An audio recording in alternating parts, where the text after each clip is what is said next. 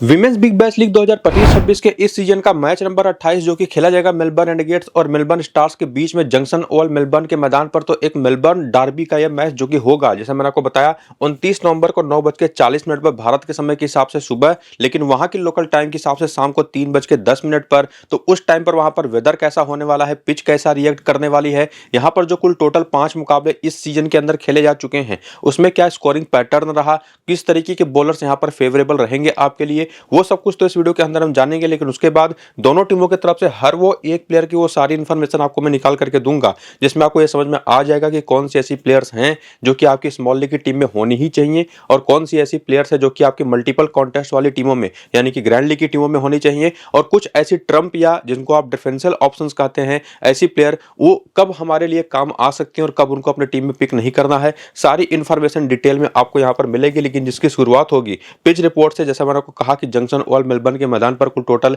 5 मुकाबले हो चुके हैं और उन पांचों मैचेस में अगर आप जाकर के देखें तो 4 बार बैटिंग सेकंड करने वाली टीम यहां पर मैचेस जीती है। और जनरली यहां पर जो पावर प्ले के शुरुआती 4 ओवर होते हैं या दोनों इनिंग्स की अगर हम बात कर ले, जो 4 ओवर होते हैं, अगर यहां पर आप देखें तो 22 पर कोई विकेट नहीं, यहां पर 23 पर 2, यहां पर 24 पर 3 विकेट, यहां पर 29 पर 1 विकेट। यहां भी देखें तो दोनों इनिंग्स में 22 रन के स्कोर पर एक एक विकेट गिरा। यहां पर भी देखें तो 23 और 26 के स्कोर पर 1 और 2 विकेट पहली और सेकंड इनिंग में गिरा। लेकिन यहां तक आते आते जो आखिरी मैच हुआ उसमें देखेंगे तो पावर प्ले की कंडीशन में काफी सुधार हुआ। लेकिन स्टिल पहली इनिंग का पावर प्ले एक ऐसा यहां पर निश्चित तौर पर फेज होता है जहां पर बैटिंग के लिए यहां पर उतना आसान कंडीशंस होती नहीं। और इस जो आसान कंडीशन नहीं होने वाली बात में एक और फैक्टर अगर हम यहां पर इंक्लूड कर दे वो है वेदर का, जिसमें जो फोरकास्ट अभी फिलहाल बताया जा रहा है कि मेलबर्न के इस मैदान पर जब ये मैच स्टार्ट होने वाला होगा ना तो उस टाइम पर तो बारिश की कोई संभावना है नहीं, हल्के फुल्के बादल मैदान पर होंगे। लेकिन सुबह के टाइम पर थोड़ी बहुत बारिश होने की संभावना है, वो भी 30 से 40%। लेकिन वो होगी या नहीं होगी वो हमको देखना पड़ेगा, हम टॉस के बाद ही उसको क्लियर कर पाएंगे। बाकी पिच कैसा रिएक्ट करेगी उसको भी देखना पड़ेगा, क्योंकि 5 मुकाबले तो ऑलरेडी हो चुके हैं। तो काफी हद तक जो पिच के अंदर एक फ्रेशनेस होती है जिसकी वजह से गेंदबाजों को ज्यादा से ज्यादा स्विंग मिलती है, तेज गेंदबाजों को शुरुआती ओवर्स में, वो आपको कम होता दिखाई पड़ रहा है, जो कि आखिरी मैच में हमने देखा भी, जहां पर 150 का स्कोर भी पर्थ स्कॉर्चर्स की टीम ने आसानी से चेज कर लिया। और जनरली चूंकि पहली इनिंग की बैटिंग में थोड़ी सी कंडीशंस होती भी है बॉलर्स के फेवर में ना, तो इसी वजह से कोई भी टीम टॉस जीत करके यहाँ पर पहले फील्डिंग करना ही पसंद करती है। जो कि ये जो मैच है या ये जो मैदान है, यहाँ पर जैसे जैसे मैच आगे बढ़ेगा बैटिंग करना थोड़ा सा आसान होता चला जाता है, जिसमें रिजल्ट्स को तो आप देख करके पता कर ही सकते हैं। बाकी स्पिन को जो 31 विकेटें मिली हैं, पेस को जो 36 विकेटें मिली हैं, और इन 36 विकेटों में से भी 22 विकेटें पहली इनिंग के अंदर, ये डेटा भी क्लियर कर देता है कि कोई भी टीम कभी भी यहाँ पर टॉस जीत करके पहले बैटिंग करना पसंद करेगी नहीं, वो सेकंड बैटिंग ही करना चाहेगी। तो इसको ध्यान में रखते हुए और साथ ही साथ जो वेदर के बारे में आपको मैंने बताया कि सुबह की बारिश की संभावना है, इसको भी ध्यान में रखते हुए आपको यह भी जरूर देखना है कि दोनों टीमों की पावर प्ले की बॉलर्स कौन सी हैं, और इवन अगर वो डेथ में भी बॉलिंग कर रही हैं तो उनको कब अपनी टीम में लेना है, वो काफी डिटेल में हम आगे समझेंगे। फिलहाल ये जो पिच रिपोर्ट ओवरऑल हमको बताता है कि ठीक ठाक कंडीशन होगी, जहां पर बैलेंस नेचर होगा पिच का, बॉलर्स के लिए भी बैटर्स के लिए भी पूरे मौके होंगे। लेकिन पावर प्ले का एक ऐसा फेज होता है जहां पर तेज गेंदबाजों को सबसे ज्यादा हेल्प मिलती है, स्पेसिफिकली पहली इनिंग की बॉलिंग में, जिसमें डेथ ओवर को भी इंक्लूड कर देंगे तो विकेट ज्यादातर तेज गेंदबाजों को पहली इनिंग के अंदर मिलते हैं और स्पिनर्स दोनों इनिंग में इंपॉर्टेंट यहां पर होते हैं। बाकी जो सबसे इंपॉर्टेंट काम है वो आपको करना यह है कि टेलीग्राम और व्हाट्सएप चैनल को जाकर के ज्वाइन करना है, क्योंकि यहीं पर आज के इस मैच का जो वेदर अपडेट होगा टॉस के बाद का, पिच के बारे में अगर कोई इन्फॉर्मेशन आती है तो वो भी आपको मैं यहां पर बता दूंगा, और अपनी फाइनल टीम भी एक प्रोवाइड करवा दूंगा टेलीग्राम और व्हाट्सएप चैनल पर। तो जाकर के दोनों को ज्वाइन हो जाइए। लिंक आपको इसी वीडियो के डिस्क्रिप्शन में और कमेंट बॉक्स में जो पिन किया हुआ कमेंट है इसी वीडियो के नीचे वहां पर मिलेगा, तो क्लिक करके ज्वाइन हो जाइएगा। फिलहाल आप देखिए यहाँ पर प्लेइंग 11 और बैटिंग ऑर्डर। सबसे पहले मेलबर्न रेनेगेड्स की टीम का, पहले तो मेलबर्न रेनेगेड्स की टीम के बारे में बात करें तो ये टीम टोटल कुल मिलाकर के 7 मुकाबले इस टूर्नामेंट के अंदर खेल चुकी है, उसमें से 4 जीती है, 3 हारी है। और उनमें से भी जो 4 मुकाबले जीती है, एक मुकाबला मेलबर्न स्टार्स के ही खिलाफ इन्होंने जीता है, यानी कि आपस में ये दोनों टीमें दूसरी बार इस सीजन में भिड़ रही हैं, और उसमें मेलबर्न रेनेगेड्स की टीम ने जीत दर्ज करी थी। लेकिन ओवरऑल मेलबर्न स्टार्स का क्या हालचाल है इस टूर्नामेंट के अंदर वो तो हम आगे देखेंगे। फिलहाल आप बैटिंग ऑर्डर देखें तो कर्टनी वेब और एमआरडी बरो आपको ओपन करते दिखाई पड़ सकती है। बाकी सोफी मिलोन्यूक्स है, एलिस कैप्स है, जॉर्जिया वेयर है, डिएंड्रा डॉटिन है, निकोल फाल्टम इनके विकेट कीपर बैटर हैं, और बाकी इजी वांग, मिली इलिंगवर, सेरा क्वाटे और चेरिस बेकर जैसे इनके पास बॉलर्स हैं।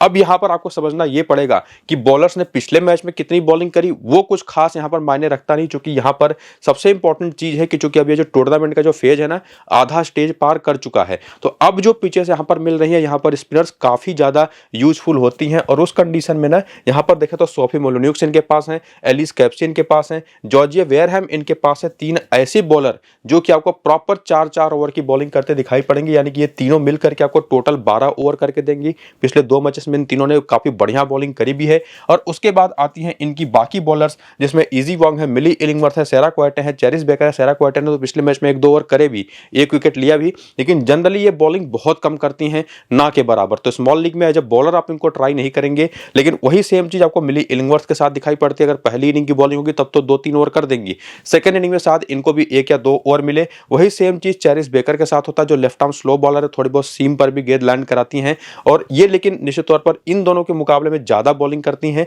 लेकिन इसमें सबसे सेफेस्ट कोई चौथा बॉलिंग ऑप्शन है तो वह है इजी वॉन्ग, जिनको आप ट्राई कर सकते हैं Sophie Molineux, Alice Capsey, Georgia Wareham के साथ, और प्लस डिएंड्रो डॉटिन। ये कुछ मेन ऑप्शंस हैं जो कि आपको बॉलिंग ज्यादातर करते दिखाई पड़ती हैं। बाकी बेंच पर जो नाम है उनके भी देख सकते हैं। बाकी यहाँ पर आपके करियर के आंकड़े वो भी आप यहाँ पर देख सकते हैं डिटेल में, कि इन लोगों ने इस WBBL के शुरू होने के पहले क्या T20 में करियर एक्सपीरियंस दिखाया है अपना, जिसमें आपको बल्लेबाजों के total matches, total run, batting average, bowlers के टोटल मैचेस और टोटल विकेटें तो दिखाई पड़ेंगी। साथ ही साथ इनिंग के बेसिस पर इन लोगों ने क्या है ये आपको मैं हर वीडियो में समझाता हूं, उसको भी वहां पर आप देख सकते हैं। बाकी इसके बाद रीसेंट फॉर्म आपके सामने है, और ये चीज आपको मैं क्लियर कर चुका हूं कि 7 मैचेस ये टीम खेली है, 4 जीती है, और उसमें से निश्चित तौर पर मेलबर्न स्टार्स को भी एक बार इन्होंने हरा रखा है ऑलरेडी।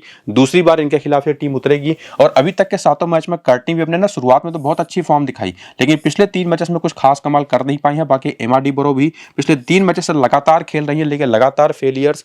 थोड़ी सी अच्छी स्टार्ट करने के बाद इन्होंने दिखाई है। इनके पहले खेल रही थी डेविना पेरिन है जो ओपनर, ये भी चारों मैचेस में उनसे भी बुरा हाल था इनका, बिल्कुल भी रन इनसे बने नहीं। और उसके बाद लेकिन जो इनके प्लेयर आते हैं, चाहे वो सोफी मेलोनिक्स हो, चाहे वो एलिस कैप्सियो, चाहे जॉर्जिया वेयरहैम, इवन डिएंड्रो डॉटिन के स्पेसिफिक अगर मैं बात करूं तो ज्यादातर लोग इनको अब कप्तान या बस कप्तान बनाने वाले हैं नहीं, लेकिन आज के इस मैच में one of the best differential option है। एज अ प्लेयर नहीं, एज अ प्लेयर तो आप इनको सेफेस्ट ऑप्शन में काउंट करेंगे, लेकिन एज अ कैप्टन या vice captain one of the best option आज के इस मैच में हो सकती हैं। इनकी परफॉर्मेंस अगर आप देखें तो 12 रन कोई विकेट नहीं, 18 रन कोई विकेट नहीं, 13 रन 3 विकेट, 5 रन कोई विकेट नहीं, 3 रन 2 विकेट और 8 रन कोई विकेट नहीं। ये परफॉर्मेंस इनकी पिछले 7 मैचेस में आई है, जिसमें एक ऐसा मैच भी हुआ था जहां पर इनकी बैटिंग बॉलिंग आई ही नहीं। अब इनको थोड़ा सा कम फेवर भी किया जाता है एज ए बॉलर, लेकिन जो बेस्ट परफॉर्मेंस इनकी इस टूर्नामेंट के अंदर आई है ना 13 रन और 3 विकेट की, वो मेलबर्न स्टार्स के ही खिलाफ आई थी। और इन्हीं के परफॉर्मेंस की बदौलत वो टीम जो मेलबर्न स्टार की है, इनको हराने में कामयाब हुई भी थी मेलबर्न रेनेगेड्स की टीम, जो कि पॉइंट्स टेबल में नंबर 3 पर है, जबकि मेलबर्न स्टार की टीम नंबर 2 पर है। तो ये एक बहुत तगड़ी डिफरेंशियल कप्तान के ऑप्शन हो सकती हैं। बाकी चाहे सोफी मेलोनिक्स की बात कर लें, चाहे एलिस कैप्सियो की बात करें, चाहे जॉर्जिया वेयरहैम की बात कर लें, नंबर्स तो उनके आपके सामने आप देख लीजिए, लेकिन बिल्कुल कुछ इनके बारे में एक्सप्लेन करने की जरूरत है नहीं। पीछे ये भी बता चुका हूं कि ये तीनों आपको मेजॉरिटी ओवर्स भी करते दिखाई पड़ेंगी। तो ओवरऑल ये 4 बेस्ट ऑप्शन है जिनको सीधे अपनी टीम में आप लेके जाएंगे, जिसमें सेफेस्ट कप्तान है बस कप्तान के ऑप्शन सोफी मेलोनिक्स और जॉर्जिया वेयरहैम है। थोड़ा सा डिफरेंशिएशन आप लेकर के आना चाहते हैं, रिस्क लेना चाहते हैं, तो डिएंड्रो डॉटिन और एलिस कैप्सी भी है, जिनको आप कप्तान है बस कप्तान के तौर पर ट्राई कर सकते हैं। एलिस कैप्सी ने तो पिछले मैच में 4 विकेट लिए, उसके पहले वाले मैच में 2 विकेट लिए हैं, तो जबरदस्त बॉलिंग फिलहाल कर रही हैं। इसके बाद की जो बॉलर्स हैं, जैसा अभी आपको मैं क्लियरली बता चुका हूं कि मिली इलिंगवर्थ, सैरा क्वार्टे और चेरिस बेकर 3 ऐसे खिलाड़ी हैं जिनके बारे में आप बिल्कुल भी प्रेडिक्शन नहीं कर सकते कि कितना बॉल करेंगे, लेकिन इन तीनों में से सबसे ज्यादा बॉलिंग जो इस टूर्नामेंट में करता दिखाई पड़ा वो चेरिस बेकर ही है। केवल एक ऐसा मैच रहा जिसमें इनको 2 विकेटें मिली, बाकी सभी मैचेस में अगर आप देखें तो या तो विकेट नहीं मिला या तो कहीं पर जाकर के 1 विकेट मिला है, तो परफॉर्मेंस भी निकल करके नहीं आई है। इजी वॉन्ग जरूर one of the safest option है इस पूरी की पूरी बॉलिंग ऑप्शंस में से, जो कि ज्यादातर ओवर आपको करके देंगी। 2 मैचेस खेल चुके हैं, केवल 1 ही विकेट है, तो ये 4 प्रॉपर सेफेस्ट ऑप्शन है, जिसमें 2 आपको मैं ट्रम्प सजेस्ट करूंगा। एक तो इजी वॉन्ग है, एक यहाँ पर कर्टनी वेब है। खास करके अगर सेकंड इनिंग की बैटिंग होती है तो आप ट्राई कर सकते हैं। स्मॉल लीग की मैं बात कर रहा हूं, लेकिन वहीं पर अगर आप ग्रैंड लीग की टीमें बना रहे हैं तो किसी एक आध टीम में आप एमआरडी बरो को भी ट्राई कर सकते हैं, और बाकी इन तीनों बॉलर्स को भी रोटेट करके एक एक टीमों में जगह दे सकते हैं। बाकी देखना पड़ेगा टेस्ट फ्लिंटॉफ को मौका मिलता है या नहीं। अभी तक अगर आप देखें तो शुरुआती मैचेस में जो इन्होंने खेले, कुल टोटल 5 मुकाबले, काफी बढ़िया बॉलिंग करी थी, तो ये एक बहुत अच्छा ऑप्शन हो सकती है। अगर खेलती है ना तो ये इन चारों और प्लस इजी वॉन्ग के अलावा सबसे बेस्ट सेफेस्ट ऑप्शन है। जब बॉलर होंगी जो बैटिंग भी कर लेती है तब आप इनको ट्राई कर सकते हैं। तो यहां तक तो आपने समझ लिया कि कौन से प्लेयर कैसे फॉर्म में है, उसकी क्या यूटिलिटी है as a bowler, as a batter, और कौन सी बेस्ट ऑप्शंस आपके लिए होंगी हर एक तरीके की टीमों में। बाकी का भी डेटा अगर आप देखना चाहें तो देख सकते हैं, जिसमें हेड टू हेड आता है कि कर्टनी भी अपने सामने मेलबर्न स्टार के खिलाफ 37 के एवरेज रन बनाए, 11 मैच 256 रन। हालांकि एमआरडी प्रो कुछ कर नहीं पाई हैं। सोफी मेलोनिक्स के आंकड़े इंटरेस्टिंगली काफी ज्यादा एवरेज हैं, 14 मैच में केवल 8 विकेट है, मेलबर्न स्टार्स के खिलाफ। लेकिन वहीं पर एलिस कैप्सी के 3 मैच में 51 रन 1 विकेट है। वहीं पर जॉर्जिया वेयरहैम के 6 मैच में 9 विकेट हैं, 87 रन है। वहीं पर डिएंड्रो डॉटिंग के 10 मैच में 15 रन है, 69 रन है। तो बहुत सारे लोग ना सोफी मिलनुक्स और एलिस कैप्सी को कप्तान है उस कप्तान ट्राई करेंगे। मेरा सजेशन होगा कि आप जॉर्जिया वेयरहैम के साथ जाइए, सेफेस्ट हैं, और प्लस थोड़ा सा रिस्क लेना चाहते हो तो डिएंड्रो डॉटिंग के साथ जाइए, यहां से आपको काफी सारा हिंट मिलेगा। बाकी एज ए बॉलर सेरा क्वाइटे भी बहुत कामयाबी निकाली है इन्होंने मेलबर्न स्टार के खिलाफ, लेकिन इनकी कोई भरोसा है नहीं कितना बॉलिंग करेंगी। बाकी सभी प्लेयर का डेटा आपके सामने है ही। इसके बाद वेन्यू पर भी अगर आप देखें तो यहाँ पर भी सेरा क्वाइटे के 13 मैच 12 विकेट जरूर है, लेकिन वही बात फिर से रिपीट करूंगा कि कोई भरोसा नहीं कितना बॉलिंग करेंगे। मिली इलिंगवर्थ बल्कि यहाँ पर 3 मैच 4 विकेट ले चुके, तो थोड़ा सा आप इन पर एक ट्रस्ट दिखा सकते हैं। टेस्ट फ्लिंटॉफ अगर खेलते हैं तो इनके भी नंबर्स कुछ खास यहाँ पर है नहीं, लेकिन स्टिल अगर खेलते हैं तो Tess Flintoff one of the safest bowler हैं इस पूरी बॉलिंग लाइनअप में, जहां पर Deandra Dottin, Georgia Wareham, Alice Capsey और सोफी मिलनुक्स तो आपकी टीम में होनी चाहिए। इन सभी का डेटा आप यहां पर देख सकते हैं। और उसके बाद आकर के वीकनेसेस को देखें कि प्लेयर बैटल में जब सामने की टीम की बॉलिंग ऑप्शंस को ये फेस करती है मेलबर्न रेनेगेड्स की बैटर, तब कैसा परफॉर्म करते हैं। तो कर्टनी वेब की बात करें तो एनाबे सदरलैंड जो मेलबर्न स्टार्स की one of the most important bowler हैं, 28 गेंद पर 26 रन बना करके 2 बार उन पर आउट हो चुके हैं। सासा मोलोनी पर 1 बार लेकिन 30 रन बना करके सोफी डेको भी काफी अच्छा खेला है। मेजी गिब्सन पर 2 बार आउट हो चुके हैं केवल 31 रन बना करके, और किम गार्थ पर भी 1 रन 9 रन बना करके 1 बार। तो किम गार्थ हो गए, सदरलैंड हो गई और मेजी गिब्सन लेग स्पिनर, उनके खिलाफ इनको दिक्कतें रही हैं। सिमिलरली अगर आप सोफी मिलनुक्स की बात करें तो यहां पर भी किम गार्थ, सदरलैंड और मेजी गिब्सन आपको दिखाई पड़ेंगे, और प्लस मारियान काप। और यहां पर एलिस कैप्सी की बात करें तो वही कॉमन ऑप्शन, चाहे वो मेजी गिब्सन हो, चाहे वो मारियान काप हो, चाहे सदरलैंड हो, और चाहे वो किम गार्थ हो, एक बार फिर से आपको दिखाई पड़ेंगे। हालांकि यहां पर आपको डैनियल गिब्सन और जॉर्जिया प्रेस्टिज का भी नाम दिखाई पड़ रहा है, लेकिन ये दोनों फिलहाल बॉलिंग कर नहीं रहे इस टूर्नामेंट के अंदर। और इवन एलिस कैप्सी को तो लेग स्पिन पर भी ओवरऑल काफी दिक्कतें रही हैं, 20 के भी नीचे का बैटिंग एवरेज है। और बाकी खिलाड़ियों के भी प्लेयर बैटल के नंबर्स अगर आप देखना चाहें तो देख सकते हैं, और वही कॉमन बॉलिंग ऑप्शन आपको हर जगह दिखाई पड़ेंगे, और प्लस स्पिन में खास करके लेग स्पिन बॉलिंग। तो ये चीज तो काफी हद तक आपको ध्यान से देखनी है, समझनी है, और देखना है कि सामने की टीम में वो लेग स्पिनर है को। तो निश्चित तौर पर नाम तो आप सुन ही चुके हैं, वो है मेजी गिब्सन। लेकिन ये जैसे आपको मैंने डिएंड्रो डॉटिन को कहा था ना कि वो सेफेस्ट कप्तान है, बस कप्तान के ऑप्शन नहीं है, लेकिन safest as a player option है, डिफरेंशियल कप्तान है, बस कप्तान के तौर पर आप ट्राई कर सकते हैं। सिमिलरली आपको मैं इनके लिए भी वही बात कहूंगा, हालांकि एज ए प्लेयर भी ये रिस्की हैं, एज ए प्लेयर भी अगर आप इनको लेके जा रहे हैं तो अच्छा खासा रिस्क इन्वॉल्व है, उसका रीजन आगे आपको बताऊंगा। लेकिन बहुत अच्छी डिफरेंशियल ऑप्शन रहेंगी, और ध्यान रखिएगा ये आपको हर मैच में पूरे ओवर करके देती नहीं है, 1 ओवर 2 ओवर करेंगे, उसमें अगर विकेट मिल गई तो ही कंटिन्यू करती हैं। लेकिन इस पूरी प्लेइंग 11 और बैटिंग ऑर्डर कर अगर आप देखें, जहां पर मैग लैनिंग और रीस मैकेना ओपन करती हैं, एमी जोन्स, एनाबे सदरलैंड, मारियन काप और डैनी गिब्सन उसके बाद आती हैं, उसके बाद सासा मोलोनी है, और बाकी जो बॉलिंग ऑप्शन है उसमें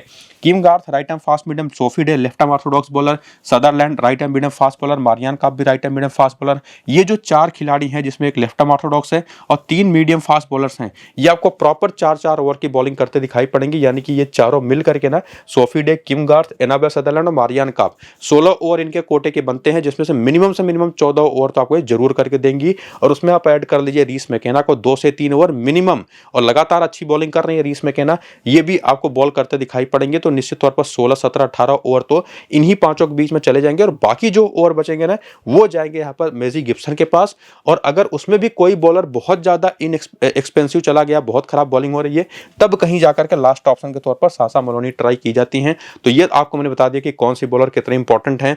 बाकी बेंच को भी आप देख लीजिए, करियर के आंकड़े भी वीडियो को रोक करके यहाँ पर देख लीजिएगा। अब आकर के आगे रीसेंट फॉर्म देखें तो ये जो मेलबर्न स्टार्स की टीम है, ये टीम ना पॉइंट्स टेबल में नंबर 2 पर है, 6 मुकाबले खेली है, 4 जीती है, हारी केवल 1 है, और 1 मैच इनका बारिश में धुल गया था। लेकिन ऑलरेडी आपको मैं बता चुका हूं, ये टीम जो 1 मैच केवल हारी है, निश्चित तौर पर किसके खिलाफ हारी होगी, मेलबर्न रेनेगेड्स के ही खिलाफ। और अगर हम देखें ओवरऑल परफॉर्मेंसेस इनकी, तो निश्चित तौर पर चूंकि ओवरऑल टीम की ही एज परफॉर्मेंस काफी बढ़िया रही है, तो निश्चित तौर पर प्लेयर्स की भी परफॉर्मेंस काफी अच्छी रही होगी।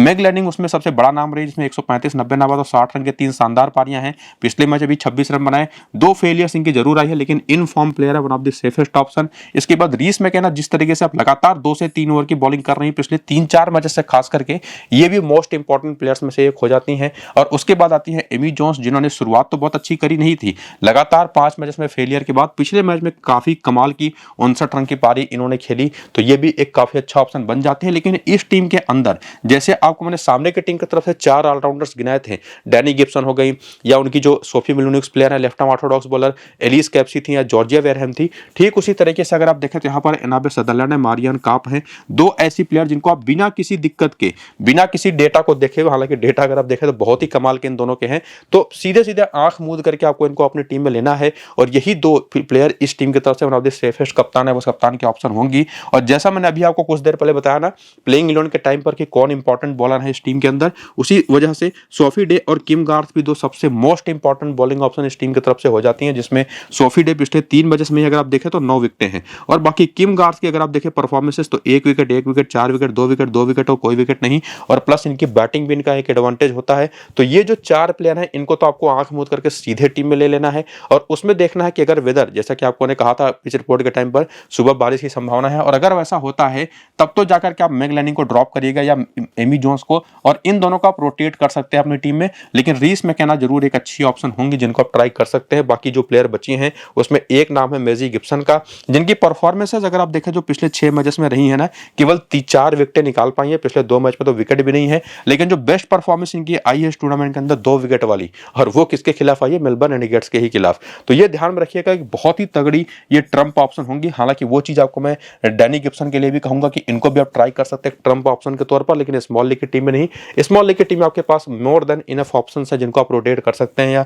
ट्रम्प रिस्क लेकर के उनको ट्राई कर सकते हैं। बाकी जो सेफेस्ट ऑप्शंस थे उनको आपको मैंने बता दिया। बाकी यहाँ पर आपके सामने प्लेयर बैटल के आंकड़े, जहां पर मैग लैनिंग के नंबर्स बहुत ही कमाल के हैं, हालांकि रीस मैकेना बिल्कुल खराब खेली हैं। एमी जोन्स के आंकड़े भी केवल 21 का बैटिंग एवरेज है। मारियान काप और सदरलैंड के तो आपको मैं ऑलरेडी बता चुका हूँ, डेटा देखने की जरूरत है नहीं, जो कि वैसे भी बहुत अच्छा है। किम गार्थ के भी 13 मैच में 15 विकेटें हैं। सासा मोलोनी, जॉर्जिया प्रेस्टिज के आंकड़े देखने की उतनी जरूरत है नहीं। सोफी डे के 10 मैच में 12 विकेटें हैं, मेजी गिब्सन के 14 मैच में 16 विकेटें हैं। और उसके बाद वेन्यू पर भी आकर के देखा तो यहाँ पर भी सोफी डे काफी कमाल करती रही हैं। और बाकी वो सारा डेटा जो आपको देखने के लिए जरूरत पड़े तो निश्चित तौर पर आप देखिए, इसका यूज करिए। और उसके बाद आकर के प्लेयर बैटल भी देखें तो मैग लैनिंग जो कि सामने वाली टीम के खिलाफ वैसे भी बहुत अच्छा खेलती हैं, तो कोई इनकी प्रॉपर कमजोरी नहीं है किसी टाइप ऑफ बॉलिंग पर। अगर आप इनके प्लेयर बैटल का डेटा निकाल करके देखें तो इनको किसी बॉलर पर थोड़ी बहुत दिक्कत हुई है तो मिली इलिंगवर्थ पर शुरुआत में एक बार आउट हो चुके, 7 विकेट पर 7 रन बना करके। चैरिस बेकर पर एक बार आउट हो चुकी हैं सस्ते में, और इजी वांग पर 2 बार आउट हो चुके। तो एक्चुअली अगर इनको पावर प्ले में आउट कर दिया जाए, और वही पावर प्ले बॉलर ही इनको आउट करती भी हैं, तो वहां पर निश्चित तौर पर आउट हो जाएंगे। लेकिन एक बार टिक गई तो वो लंबी पारी खेल करके जाती है। बाकी रीस मैकेना, सैरा क्वार्टर और चैरिस बेकर 2 ऐसी बॉलर्स पर सस्ते में आउट होती रही हैं जो निश्चित तौर पर उतना रेगुलरली बॉलिंग करते हैं, लेकिन दोनों अगर करेंगे तो पावर प्ले में जरूर करेंगे। बाकी ओवरऑल स्पिन ये खराब खेलती हैं।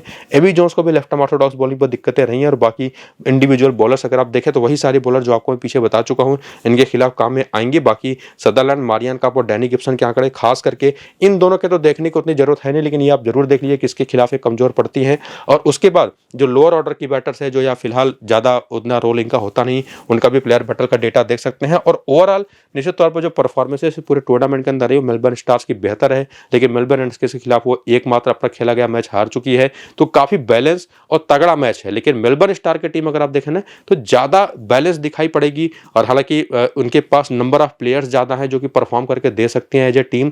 तो मेलबर्न स्टार की टीम तो फेवरेट है, लेकिन वहां पर वेदर और पिच वो दोनों काफी बड़ा रोल प्ले करेंगे। टॉस का अपडेट भी, तो वो सारी चीजें होंगी वो आपको मैं टेलीग्राम पर और व्हाट्सएप चैनल पर बताऊंगा। टॉस के बाद अपनी फाइनल टीम भी दूंगा, तो जाकर के ज्वाइन कर लीजिए। लिंक आपको डिस्क्रिप्शन में और पिन कमेंट में मिल जाएगा। लेकिन इससे भी इंपॉर्टेंट है कि वीडियो पूरा देखिए और क्लैरिटी ले लीजिए कि टीम बनानी कैसी है। फिलहाल इस वीडियो को यहीं पर करने के साथ हम चलते हैं। नमस्कार।